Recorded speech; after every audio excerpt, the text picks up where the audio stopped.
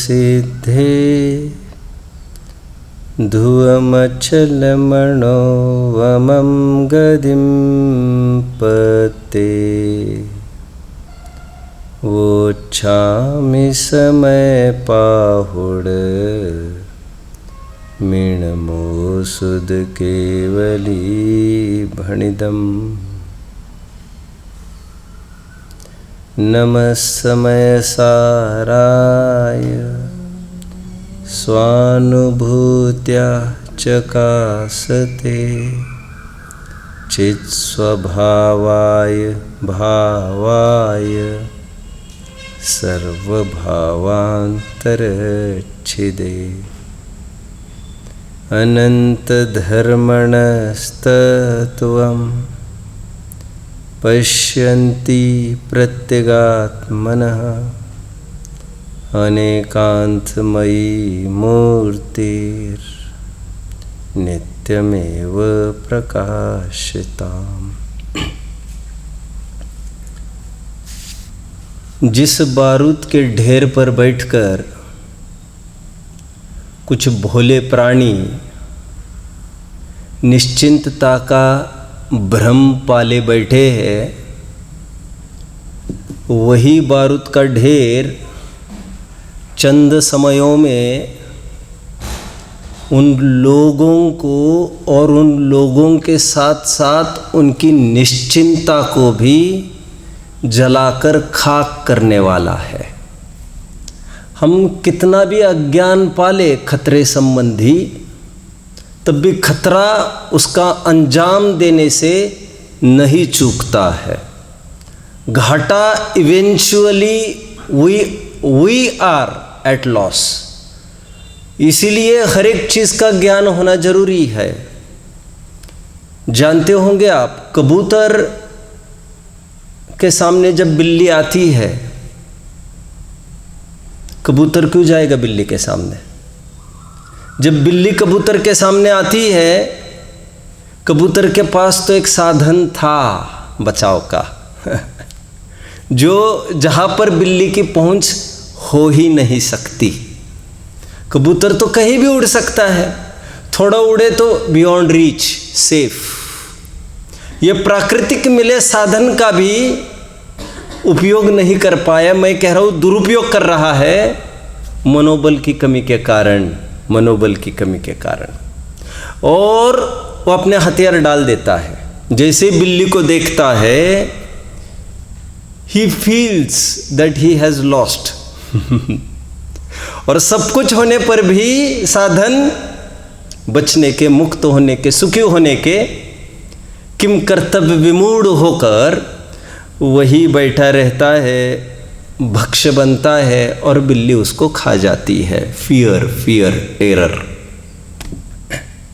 कबूतर आंखें बंद करके वहां पर बैठ गया, इतने मात्र से वो मौत से तो नहीं बच सका, खतरे से नहीं बच सका। खतरे से बचने के लिए खतरे का ज्ञान न करना कोई उपाय नहीं है। खतरे का ज्ञान करना पहला उपाय, और ज्ञान करके भी उसकी निवृत्ति करना, प्रयास करना, उपाय करना बचने का, यह सेकंड स्टेप। 2 स्टेप करना चाहिए, ज्ञान एंड देन बचने का उपाय। और खरेखर जिसको ज्ञान हुआ वो बचने का उपाय तो करता ही है रियली। इसलिए कहा जाता है नॉलेज इज पावर। जानना जरूरी है, ज्ञान का लोप नहीं किया जाना चाहिए। अगेन, मरण अटल है। हम माने न माने दबोच लेगी प्रतिकूलता है मरण हमको। इसलिए बेहतर ये है हम प्रॉपर ज्ञान करें। जो लोग, जैसे बारूद के ढेर का उदाहरण दिया था, सिद्धांत में समझना चाहिए, जो लोग क्षणिकता का परिचय पत्र, आइडेंटिटी कार्ड अपने गले में लटका कर यहाँ वहाँ डोल रहे हैं, आप समझ रहे हैं मेरी बात को? क्षणिकता का परिचय पत्र मतलब अपना परिचय वो पर्याय रूप देते हैं, मैं पुरुष, मैं पिता, मैं मनुष्य आदि। विनाशिक पर्याय से अपना जो परिचय अंकित करता है, और ऐसे क्षणिकता का जो आश्रय है वो जल्द ही उस भोले प्राणी को वध, बंधन, दुख, शोक, ताप, आक्रंदन, परिदेवन में धकेलने वाला है। ये जो मैंने अभी बातें कही, ये तत्व और सूत्र का एक सूत्र बोला मैंने, जिसमें जीव वध, आत्मघात करता है या दूसरों को मारने का सोचता है, दुख, शोक, ताप, आक्रंदन, इंटेंसिटी बढ़ती जा रही उसके मिजरी की, आप समझ रहे होंगे। क्षणिकता का आश्रय करने पर उसका यही शरण है, उसको दुर्गति ही एक उपाय बचता है। इसलिए सुधी जनों को चाहिए वे समय रहते ही पर्याय की क्षणिकता का आश्रय छोड़े, पर्याय का आश्रय छोड़कर स्वयं को अनादि निधन स्वीकार करें। आचार्य देव ने इस गाथा में अमृत परोसा है। छठवीं गाथा एक क्रीम गाथा मानी गई है। ये इसे छठी का अफर लेख भी बोला जाता है। व्हाट इज छठी का अफर लेख? हिंदू मत में ऐसी मान्यता है कि जब किसी का जन्म होता है तो छठवें दिन भगवान आकर उनके तकिए के कहीं के नीचे, उस बच्चे के नीचे कहीं एक चिट लिख जाता है उसका फ्यूचर बताने के लिए कि इसके साथ क्या क्या होगा इसका भविष्य, फॉर्चून। और इसलिए उसको कहते हैं अफर लेख। अफर लेख मतलब जिसमें फेरफार की गुंजाइश नहीं होगी, यह अटल सत्य होगा, यह बात होकर रहेगी। बट यहाँ पर यह बात कही जा रही है, जो छठवीं गाथा है वो तो कौन जाने जो अफर लेख की बात है वो कितनी सही और कितनी झूठ है। लेकिन यह जो छठवीं गाथा है ये निश्चित तौर पर अफर लेख है। अफर मतलब इसमें शाश्वत स्वरूप बताया गया है जीव का, फेरफार वाला स्वरूप को इनकार कर दिया है। इसलिए आचार्य देव ने परिचय कराया जीव का, वह जीव जो न प्रमत्त होता है न अप्रमत्त होता है, और प्रमत्त अप्रमत्त के बहाने पर्याय मात्र के होने का ही उन्होंने लोप किया है। और आचार्य देव आज ये कह रहे हैं स्वयं को अनादि निधन मानो, अमृत पिला रहे हैं आचार्य देव। भाग्यशालियों को आगे बढ़कर अपना मुंह खोलना चाहिए। टोडरमल जी की भाषा में श्री गुरु दयालु होकर उपदेश दे रहे हैं, भव्यों को उसमें प्रवृत्ति करना योग्य है, नहीं तो अभागा ही होगा। इतना सब होने पर भी जो आगे ही नहीं बढ़ता, जिसका हाथ ही ऊपर नहीं उठता। आचार्य देव की इस गाथा की थीम इतनी सी है, स्वयं को अनादि निधन और ज्ञायक अनुभवो। मैंने एक एक टर्म कहा है, सोच समझ कर कहा है। इसके 10 बोलों में मैं इस बात को पुटअप करता हूँ। आज इस गाथा का समापन होगा।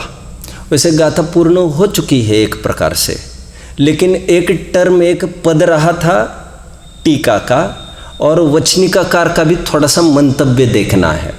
10 बोल के माध्यम से मैं इस बात को पुटअप करता हूँ।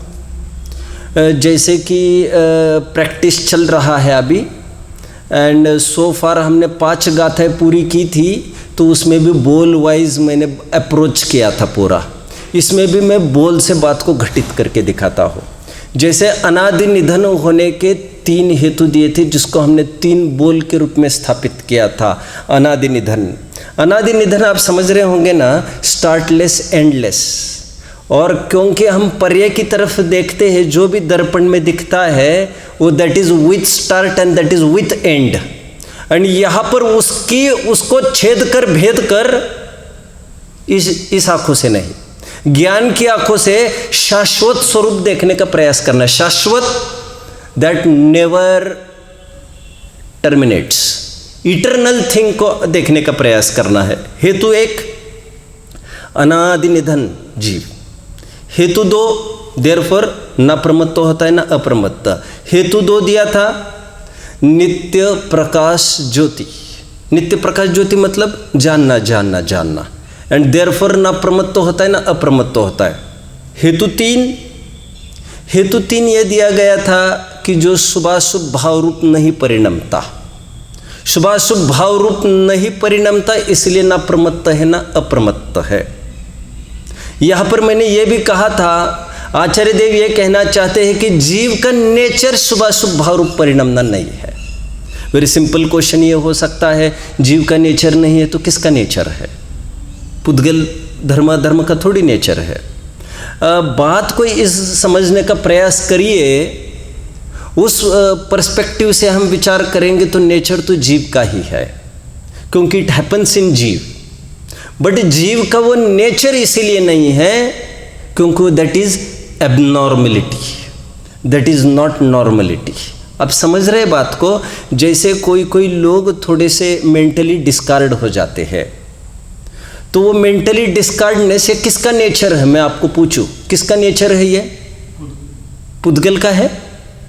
नहीं, पुद्गल में तो कोई माइंड ही नहीं, तो मेंटल डिस्कार्डनेस कहाँ से आएगा उसमें? धर्म आकाश काल में भी नहीं।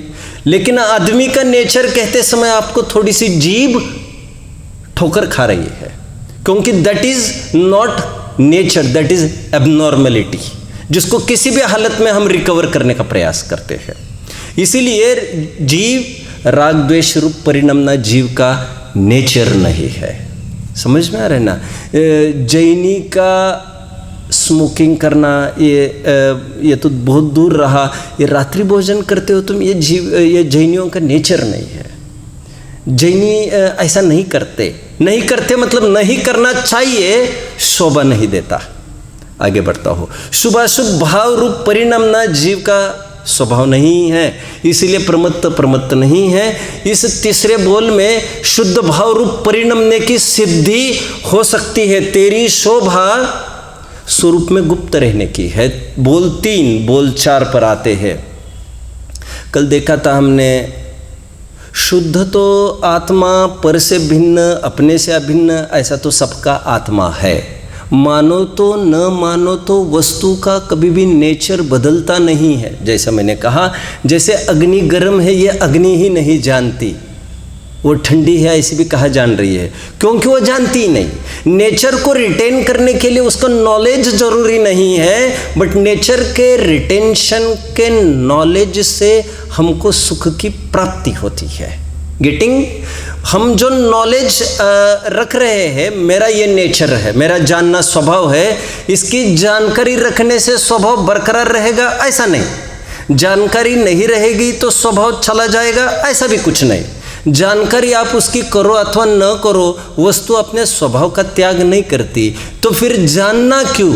जानना हमारे आनंद के लिए, क्योंकि जब तक हम हमारा स्वभाव नहीं जानेंगे तब तक हमको सुख शांति प्राप्त नहीं होगी। क्योंकि अपना घर जाने बिना हम औरों के ही घर में फिरते रहेंगे, घूमते रहेंगे, और अपना एड्रेस पता चलने पर हम यहाँ वहाँ क्यों मुंह मारेंगे और क्यों हमारा इंसल्ट होगा, क्यों भगाए जाएंगे हम कहीं और से। चौथा बोल हमने ये देखा था, एवं बढ़ंती शुद्धम, अन्य समस्त द्रव्यों से भिन्न उपासित होता हुआ शुद्ध है। आचार्य देव यहाँ पर प्रैक्टिकल की तरफ संकेत कर रहे थे। शुद्ध हूँ ऐसा रोज चिल्लाने से, चीखने से काम नहीं होगा। इसका रोज अखाड़ा भी खोलेंगे, रोज फेरी लगाएंगे, हम जैन हैं, हम शुद्ध है, इससे भी काम नहीं बनता। कुछ रिक्वायर्ड है सुखी होने के लिए, तो अंतर लक्ष्य स्वीकृति आप समझ रहे हैं।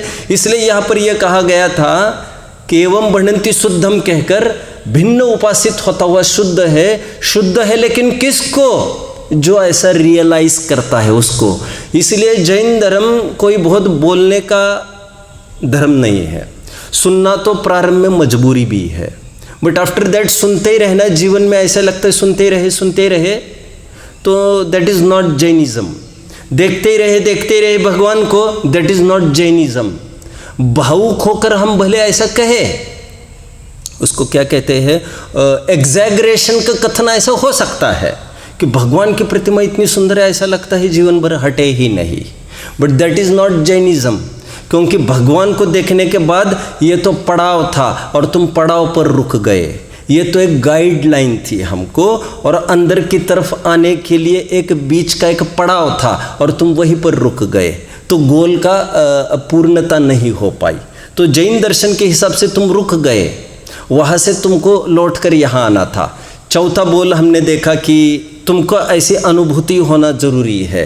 तुम सिखा पाए न सिखा पाए, सीख पाए न सीख पाए, बहुत अच्छा वर्ड लैंग्वेज, लेकिन तुमको अनुभव करते आना चाहिए।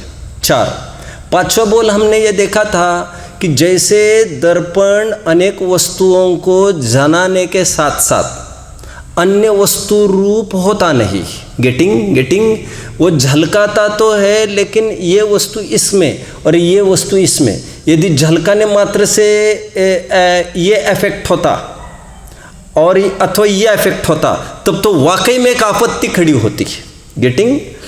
लेकिन ऐसा नहीं है कि ज्ञान ज्ञेयाकार रूप परिणमते हुए भी, ज्ञेयाकार रूप परिणमना मतलब अनेक ज्ञेयों को जानने पर भी ज्ञेयकृत अशुद्धता ज्ञान में प्रविष्ट नहीं होते।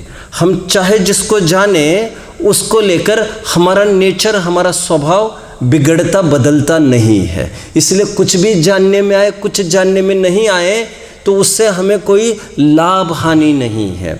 यकीन मानना, भगवान आज 3 लोक को देख रहे इतमभूत सभी पर्याय, उससे उनको कोई लाभ नहीं है। वो तो एक बाय प्रोडक्ट के रूप में उनको मिल गया। उन्होंने प्रयास 3 लोक को जानने के लिए नहीं किया था, लेकिन वो फ्री में वो चीज़ आ गई। By one and get the other free जैसी स्कीम में आ गए। उन्होंने आत्मा को पूरी तरह जानने का प्रयास किया था, उसमें सफल हुए, साथ साथ ये सब एकम्प्लिश हो गया अपने आप।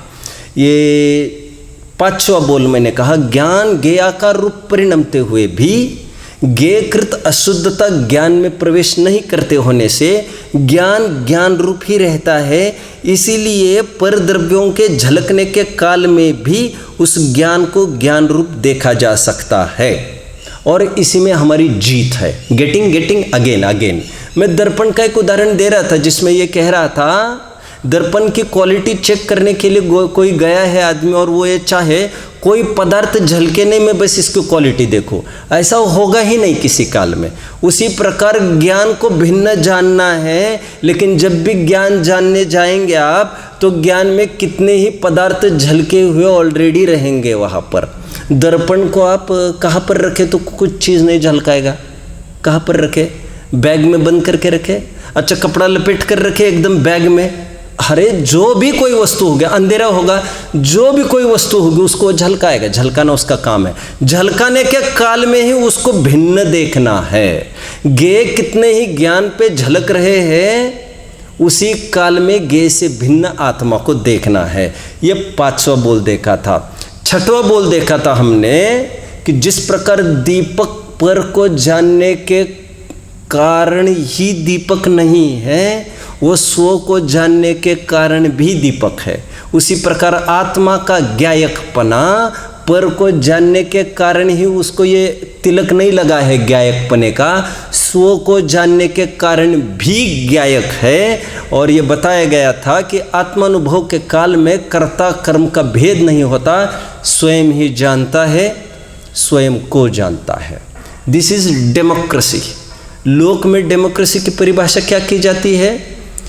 To the people, for the people and by the people, of the people you can call. Okay, ठीक उसी प्रकार उसमें स्वाधीनता मानी जाती है, freedom of speech, freedom of expression and freedom of thought. ठीक उसी प्रकार हमारे इसमें भी जैन शासन में अपने को अपने से अपने में रहकर अपने द्वारा जानना, 100% स्वाधीनता।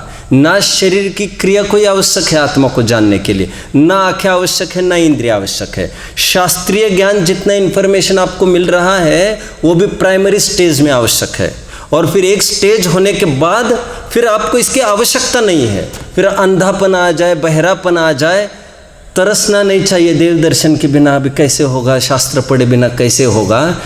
इसीलिए मैं हमेशा कहता हूँ, देव दर्शन करने का भाव नहीं होना ये जीवन भर किए हुए देव दर्शन का फल है, फल लाभ, ये घाटा नहीं है। अभी कुछ भी सुनने की आवश्यकता नहीं लगना, ये घाटा नहीं है।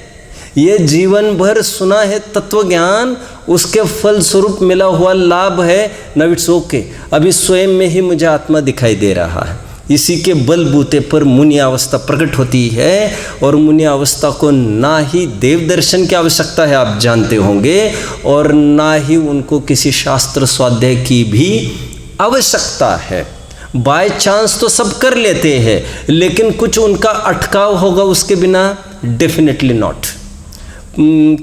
6 बोल हमने देखे, अंतिम बोल कौन सा देखा हमने? ज्ञायक रूप से ज्ञात हुआ, या 5वां बोल था। और अंतिम बोल अभी क्या देखा मैंने? क्या कह रहा था मैं? नहीं, ज्ञान में ज्ञेयकृत अशुद्धता आती नहीं, ये 5वां बोल था। हाँ, और 6वां बोल में मैंने ये बोला कि स्वयं को जानने के कारण भी ज्ञायक ही है, पर को जानने के कारण ही ज्ञायक नहीं है। और एक बोल टीका का कल बचा था, 7वां बोल, इसको ले लेते हैं। 7वां बोल देखिए, गाथा के एक छोटे से वचन देखिए, क्या गाथा के? जो सो दुसो चेव। चलिए, आज अंतिम अवसर है एक, आज 6वीं गाथा को पुनः एक बार पढ़ लेते हैं, फिर अवसर नहीं मिलेगा। नवि होदि अपमत्तो न पमत्तो जान गो दुजो भावो एवं भणन्ति शुद्धम नादो जो सो दुसो चेव। पेज नंबर डिफर कर सकते हैं, मेरी कॉपी अलग है। 6वीं गाथा इसलिए मैंने कही। देखिए यहाँ पर अंतिम वर्ड्स है, जो सो दुसो चेव। ये अंतिम बोल, इसको बना लेते हैं हम 7वां बोल। वो आत्मा कैसा है? वो तो जैसा है सो वैसा ही है।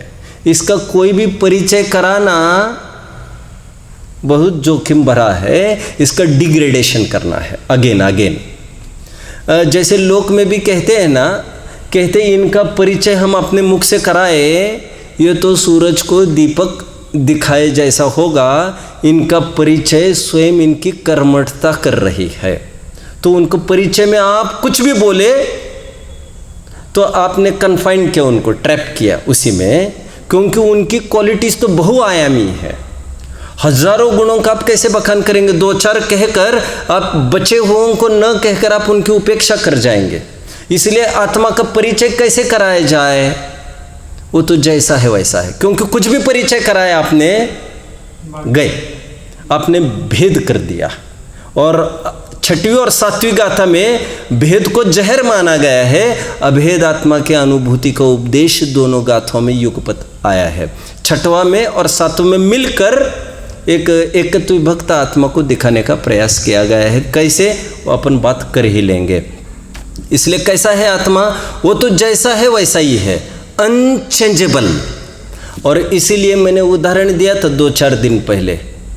उसी धारा को 2 प्रकार से देखा जा सकता है, हरिद्वार की, कानपुर की, इलाहाबाद की, एटसेट्रा एटसेट्रा।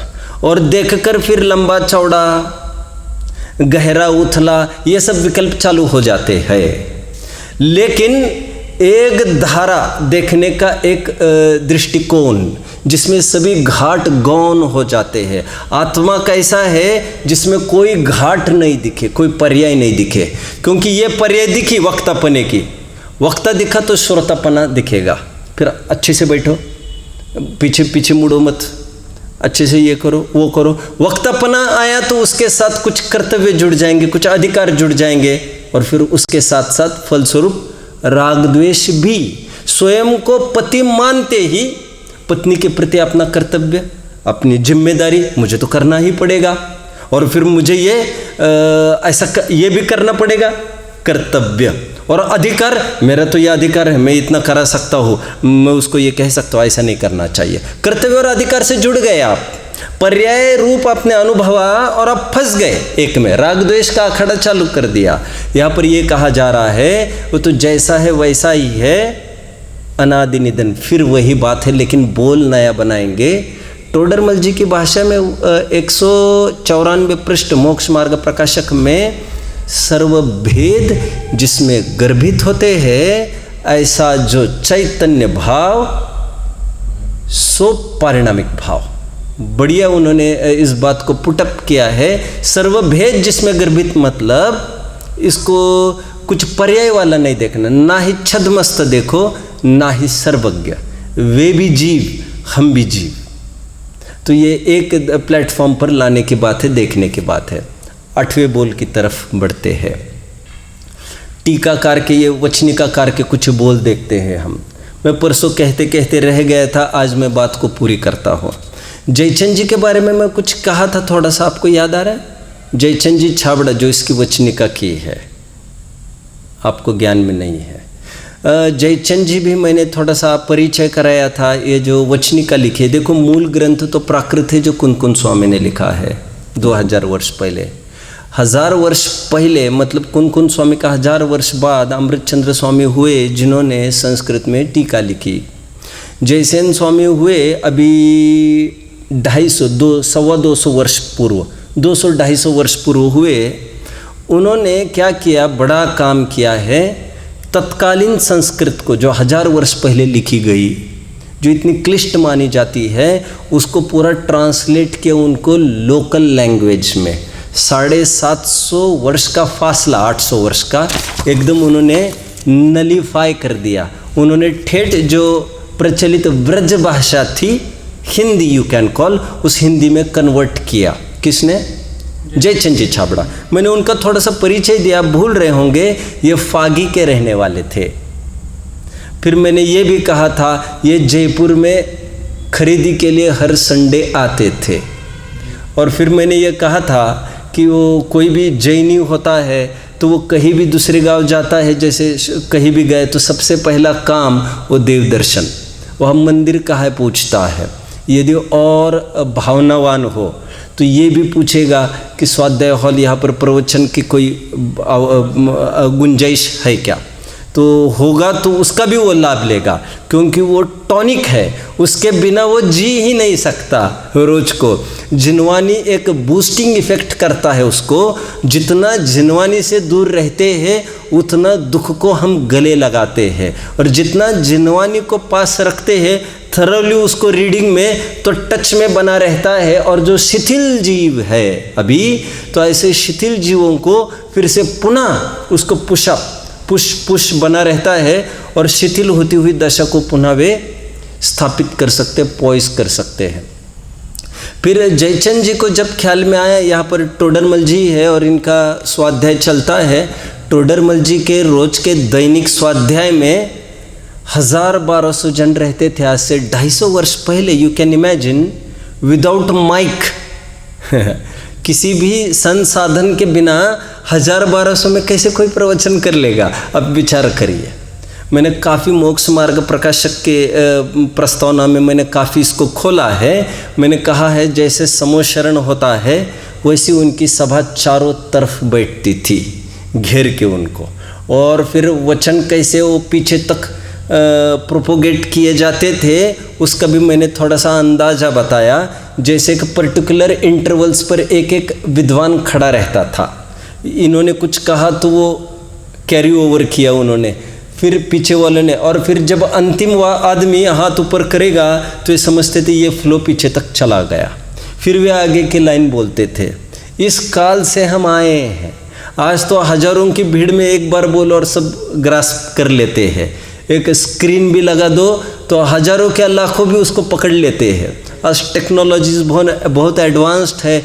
खेद इस बात का है कि विशुद्धि से हम कोलैप्स हो रहे हैं, और विशुद्धि को बढ़ाने के लिए आज तो प्रयास है ये अपना। मैं ये कह रहा था, टोडरमल जी के काल में उस समय में 1000-1200 रोज के लोग बने रहते थे। तो उसमें जयचंद जी भी जुड़ गए। तो जयचंद जी को ऐसा लगा शिफ्ट हो जाए, तो फिर वे जयपुर में शिफ्ट हो गए। जयपुर में ही उन्होंने बना लिया। और ये भी कहा था टोडरमल जी के जाने का समय आ गए, तो टोडरमल जी ने जयचंद जी को याद किया था, और जयचंद जी को यही कहा था कि आप इसको कंटिन्यू करिएगा। और फिर जयचंद जी ने टोडरमल जी की गद्दी बहुत अच्छे से संभाली थी जब तक वे रहे, और यही वे जयचंद जी है जिन्होंने इसकी वचनिका की है। अब इस वचनिका को थोड़ा देखते हैं। जयचंद जी के बारे में और कुछ आपको समझना हो, मैंने अन्यत्र तो काफ़ी कुछ बोला है। जयचंद जी वो हस्ती थी जिन्होंने 60-65 वर्ष तक की उम्र में कुछ भी लिखा नहीं, बस उन्होंने पिया ही पिया, बस पढ़ा सुना और 65 के बाद उन्होंने लिखना चालू किया, जो उनके खाते में कम से कम बहुत गंभीर ऐसी 10-11 कृतियाँ हैं आज। और मतलब आप इमेजिन कर सकते हैं, स्टार्टिंग फ्रॉम 65 और एंडिंग टू 80-85 लाइक दैट। इसी 10-20 साल में पूरा लिटरेचर लिखा है, बड़े बड़े ग्रंथ ये बुढ़ापे में लिखे हैं उन्होंने। और जयचंद जी ने इसमें 5 काम किए समय सार में। एक तो गाथा वैसी की वैसी रखी, संस्कृत जो इसका अनुवाद है वो भी वहाँ पर प्लेस किया। फिर जो ट्रांसलेशन था, गाथा का अर्थ दिख रहा है, वो जयचंद जी ने किया। ट्रांसलेशन जो संस्कृत से व्रज भाषा में करना था वो उन्होंने किया, और भावार्थ भी जोड़ दिया। ये 5 काम उन्होंने किए हैं। जयचंद जी के पुत्र भी बहुत ब्रिलियंट थे, नंदलाल नाम था उनका। एक बार की बात है कि जब राज दरबार से ऑफर आया जयचंद जी को, उस ज़माने में डिबेट्स खूब चलते थे, जैनेतरों का खूब डिबेट्स चलते थे, इन प्रॉपर मैनर चलते थे वे, कोई विपरीत आशय से नहीं। और ये राजा के सामने ही सब चलते थे, और जो भी जीतता था उनको बहुत जागीर वगैरह दी जाती थी, और ये धर्म प्रभावना का एक उत्कृष्ट साधन रहता था, क्योंकि उसमें बहुत बात ये रहती थी, जो जीतता था उस दिन, जो भी धर्म संप्रदाय जीतेगा तो कई लोग उसमें कन्वर्ट हो जाते थे, हजारों की तादाद में। आपको सब लिटरेचर पढ़ना चाहिए। गोपाल दास जी ने एक डिबेट जीता कर्मानंद जी के साथ, जो आर्य समाजी थे। भरे चौराहे पर ये रात में 12-12 बजे तक डिबेट्स चलते थे। एक बार चालू हुआ 4-4 घंटा डिबेट चलता था। ये ऐसे काल ऐसा निकला है भरे चौराहे पर। उसमें जैन नॉन जैन का भेद पहले नहीं हुआ करता था, ये तो अभी थोड़े से बंद गए अपन। पहले तो थोड़ा थिंकिंग लिबरल हुआ करता था, गिव एंड टेक बहुत इजीली हुआ करता था आपस में। तो गोपाल दास जी एक डिबेट में जीते, तो कर्मानंद जी अपने 1,500 जन लेकर सब जैन बनकर, कर्मानंद ने फिर यहाँ पर आर्य समाजी ने उन्होंने क्षुल्लक दीक्षा ले ली थी। ऐसा धड़ाधड़ काम होते थे। एनीवे, आज जयचंद जी को ऑफर आ गया कि sir you are invited for today's debate, और सब धर्म अपना अपना पक्ष रखेंगे, आप भी पधारिएगा जैन धर्म की तरफ से। तो जयचंद जी डिनाइड। तब जयचंद जी ने जब मना किया तो बहुत आग्रह हुआ, उनको ये लगा खाली जाएगा ये सब सभा। तो फिर बहुत आग्रह सामने से होने पर, बच्चे के कहने पर, सामने को ये कह दिया उन्होंने, ठीक है अब बहुत चाहते हो तो मेरे लड़के को लेके जाओ, नंदलाल को। और ये नंदलाल जब लौट के आया था तो पूरी जागीरों की रजिस्ट्री वगैरह सब भर के, सब सोना आदि के आभूषण सब भर के गाड़ी लद कर उसके साथ आ रही थी। और दरवाजे पर खड़े थे जयचंद जी। मैं थोड़ा सा उसको अच्छा करके बोल रहा हूँ प्रॉपरली।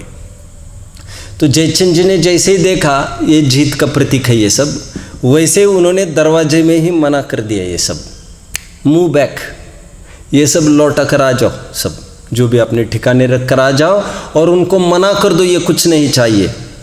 अपना काम प्रभावना का था हो गया, बट फादर प्लीज़ तुम जैसा कहा वैसा करो, क्योंकि मेरे बेटे मैंने सब प्रकार के दिन देखे हैं, उतार के भी, चढ़ाव के भी, बरसात के भी, धूप के भी। हमारे गुरुजी थे ना, हमारे गुरुजी कौन, टोडरमल जी, उनको यही पर दिख रहा है ना तुमको ये मैदान, उनको इसी मैदान पे आंखें अभी भी गीली है हमारी। आज भी हम पछतावा करते हैं कि हमारे आँखों के सामने ये हुआ और हम कुछ नहीं कर सके। उनको हाथी के पैर के नीचे कुचला गया, हमारे गुरु जी को। जानते हो क्यों? क्योंकि वे ईर्ष्या के पात्र हो गए। वे खूब डिबेट करते थे, हारने का तो काम ही नहीं था उनका, लेकिन फिर षड्यंत्र करके उनको ट्रैप किया गया। और राजा के जितने निकट जाओगे तुम उतना खतरा होगा। Keep safe distance to avoid accidents, तुम नज़दीक मत जाओ उनके। और इसको तो तुम दूर ही रख कर आओ, क्योंकि आज लेके आए हो, you will be bound then, कभी भी वे बुलाएंगे तुम्हें जाना पड़ेगा। जैसे जाके नदी नावरे वैसे वाके भर का, जैसे जाके बाप मतारी वैसे वाके लड़का।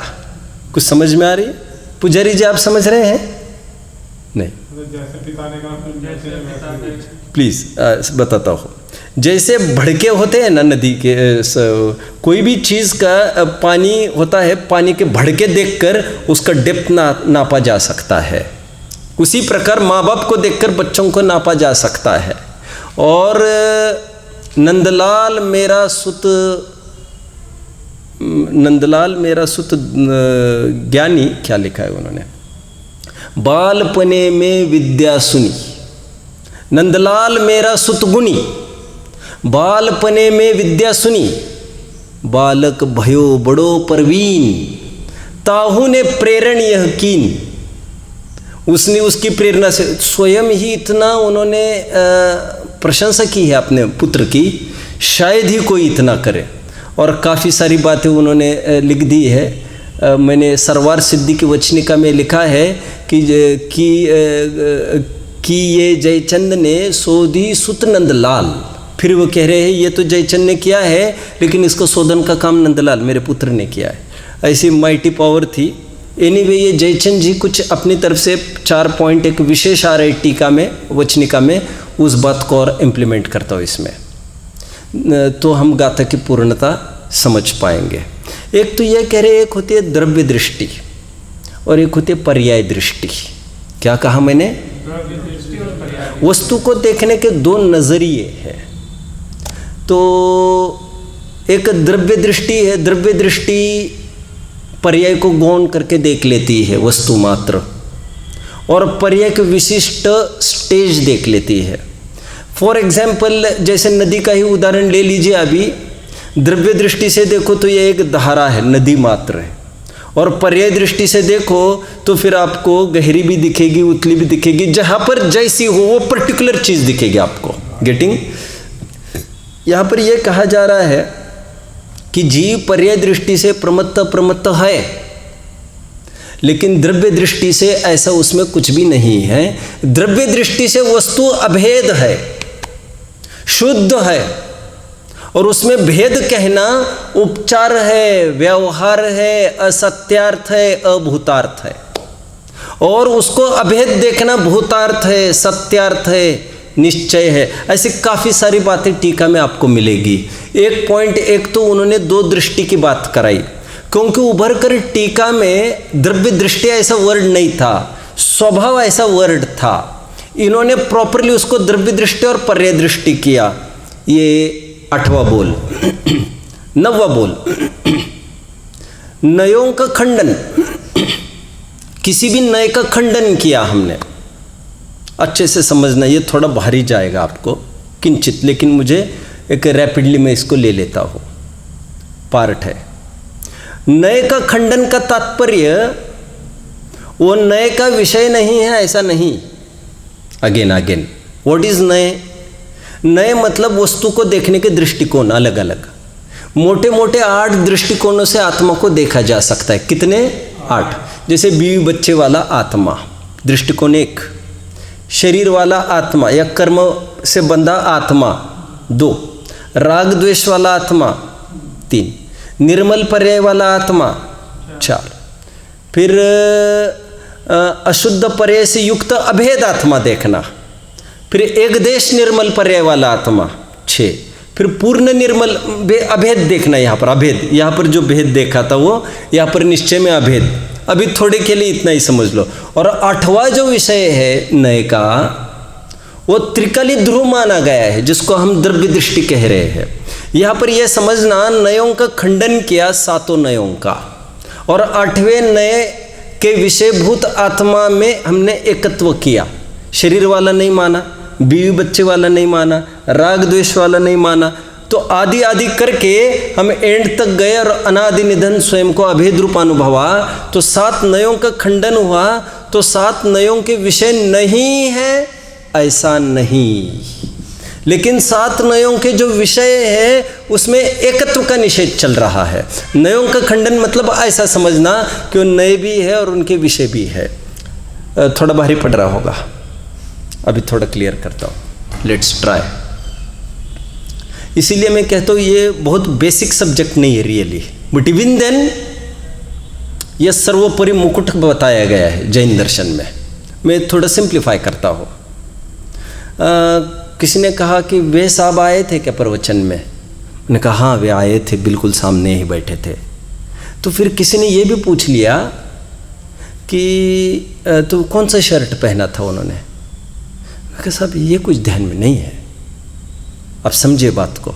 हाँ शर्ट बिना शर्ट का आया था क्या? फिर हमने ऐसा कब बोला? लेकिन किसका कौन याद रखता इतना? मतलब उसको गौन किया और उतनी वस्तु को मुख्य किया।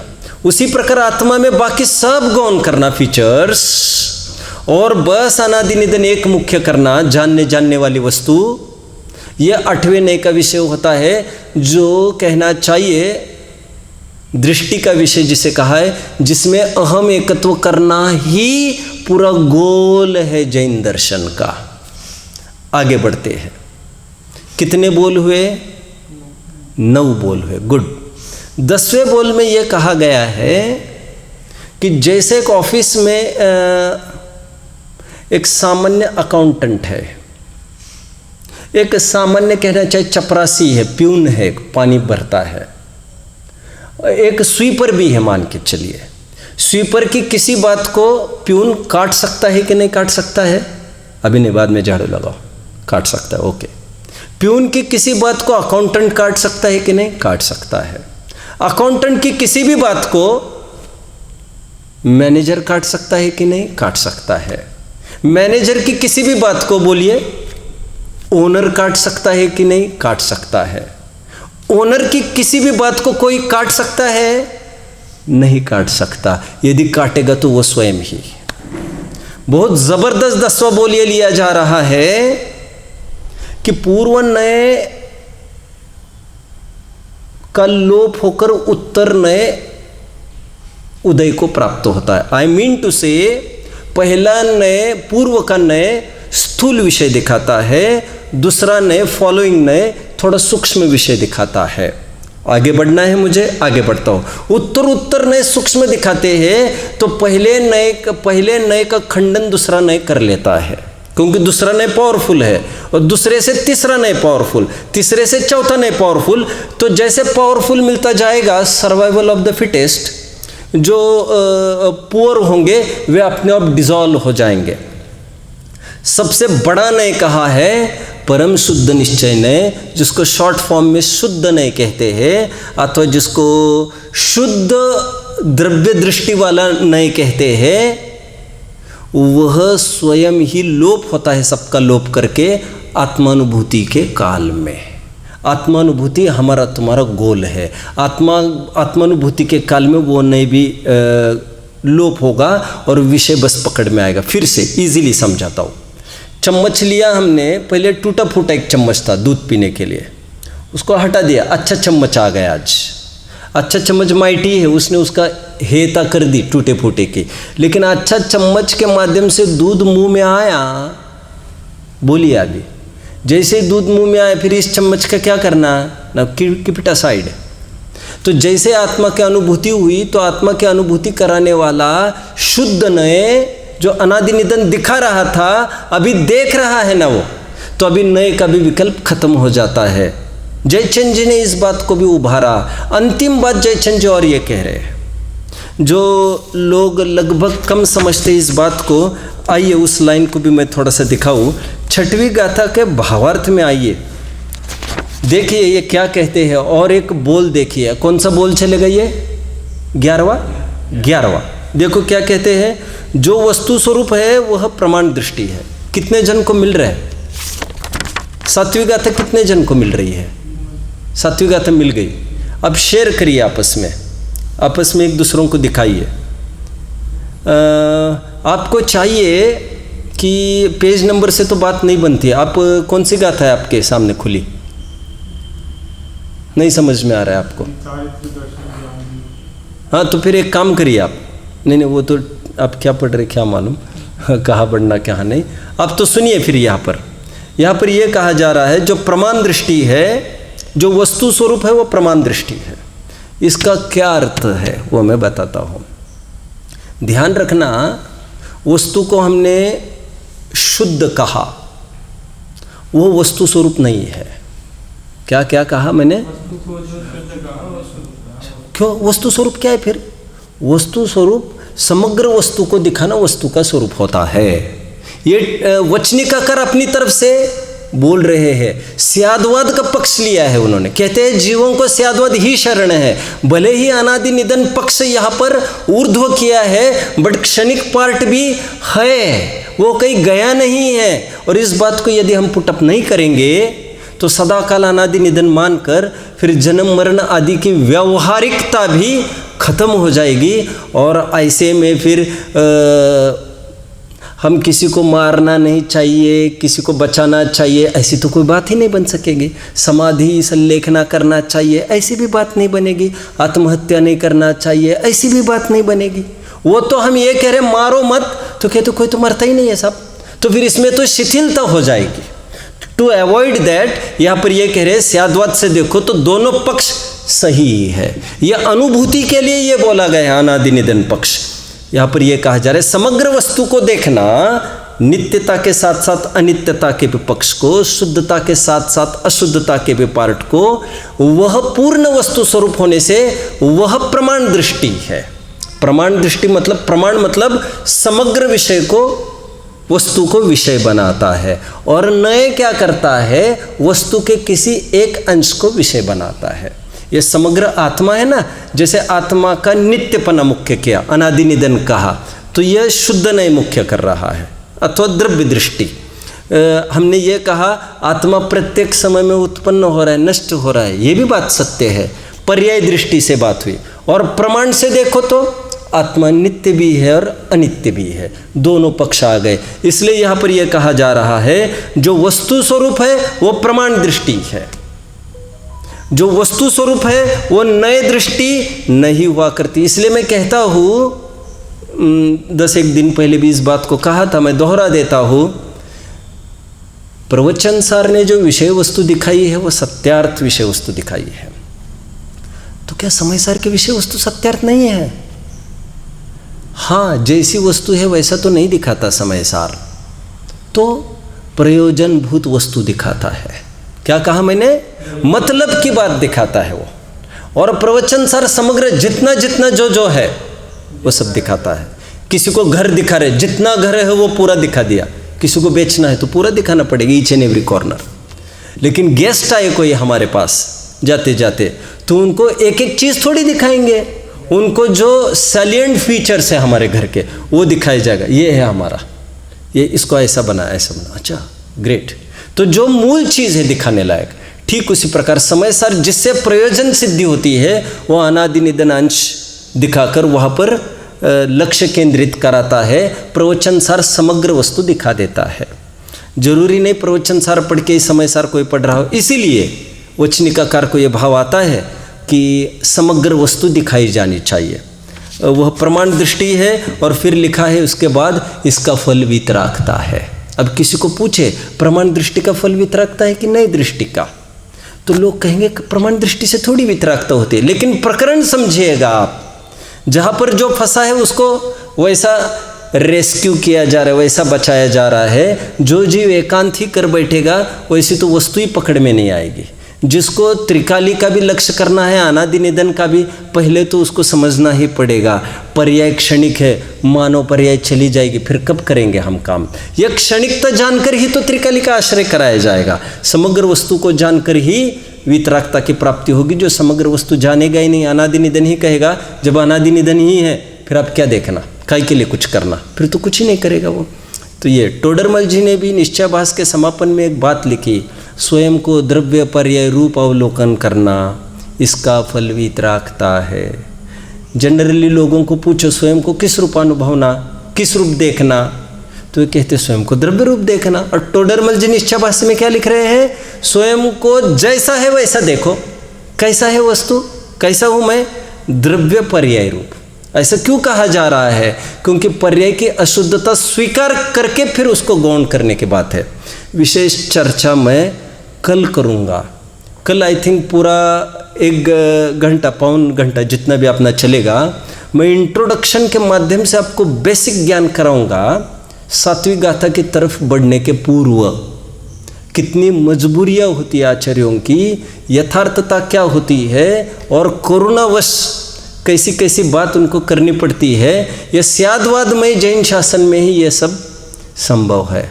इसकी चर्चा हम कल करेंगे। आज महत्वपूर्ण अंतिम 2 पॉइंट देखे हमने। 11वां पॉइंट देखा था वस्तु स्वरूप है, वह प्रमाण दृष्टि है। प्रमाण मतलब समग्र वस्तु को मुख्य करना। और 12वां पॉइंट समझना चाहिए, इसका फल वितरागता है। किसका?